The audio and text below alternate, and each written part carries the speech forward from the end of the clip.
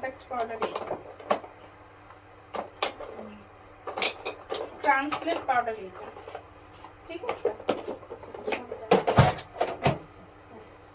Loose পাউডারের আমাদের টেক্সচারটা থাকবে সফট, একদম বসে যাবে, ঠিক আছে। এগুলা একটা যদি কিনিস একটু বড় দেখে অনেকদিন চলে যাবে আমাদের। এই যে তারপরে আমাদের কম্প্যাক্ট পাউডার, কম্প্যাক্ট পাউডার এই যে এরকম থাকে, কম্প্যাক্ট পাউডারের টেক্সচার এরকম, আর কম্প্যাক্ট পাউডারটা পড়বে না, একদম লাগানো, এটা তোর হচ্ছে ইসে করা। আর এটা হচ্ছে তোর ট্রান্সলেট পাউডার,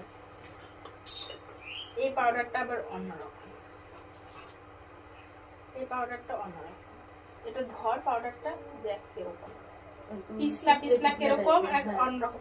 এই মানে তিনটা পাউডারের তিন রকম কাজ, ঠিক আছে।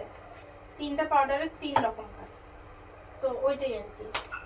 যে লুজ পাউডারটা ইউজ করব আমরা এখন, আমাদের হচ্ছে বেকিং করে, মনে কর ইসে করবো কি বলে, এখন আমাদের কন্ট্রোল টন্ট্রোল করা শেষ, আমরা এই জায়গাটা একটু পাউডার দিয়ে রাখবো, এই জায়গাটা একটু পাউডার দিয়ে রাখবো, এই জায়গাটা একটু, যাতে আমার মুখটা না ঘামে, ঠিক আছে, সেট হয় মেকআপটা। তারপরে আমরা কি করব, পাউডারটা ঝাড়ি দিব, একদম সুন্দর করে ঝাড়ি দিব, বেশিক্ষণ আবার রাখবো না।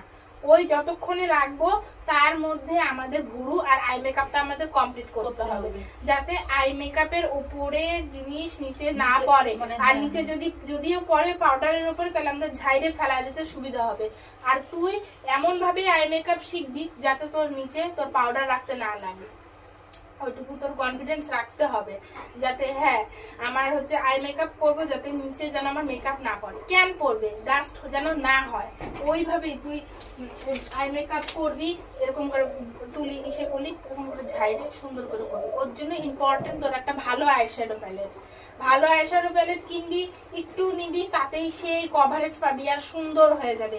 কম দামি জিনিস ইউজ করবি, যত এরকম ঢইলে ঢইলে নিবি, কিন্তু তোর ঝাড়বি সবই পড়ে গেল, সব পড়ে যাবে, আবার করতে নিবি নাই, আবার নিবি, নিতে ঝাড়তেই শেষ, ঠিক আছে। ওর জন্য একটু ভালো জিনিস আইশ্যাডো প্যালেটটা ইম্পর্টেন্ট, নিচেও তাহলে পড়বে না, কোনো প্রবলেম